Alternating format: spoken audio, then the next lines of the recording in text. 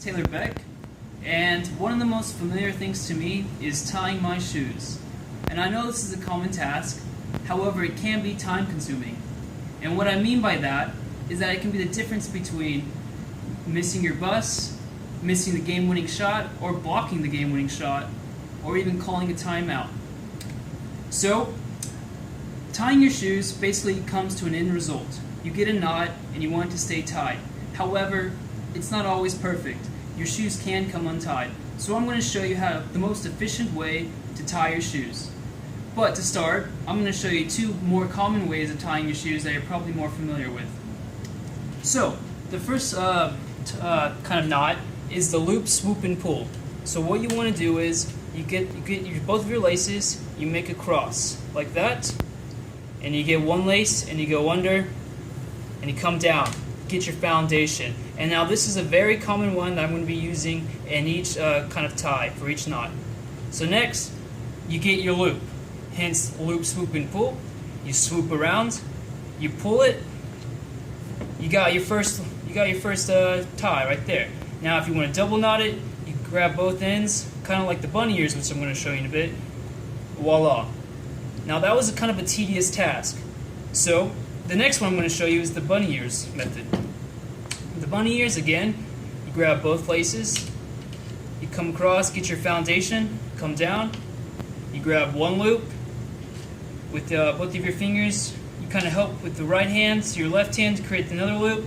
You have two ears, now you come together, boom.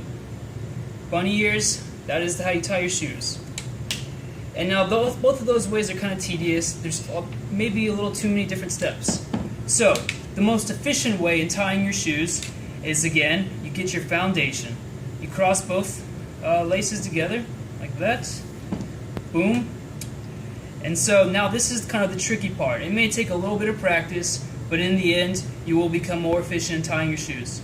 So what you want to do is, you want to create a 90-degree angle, having your right hand with your thumb on the inner lace and your pointer finger kind of tightening that string right here.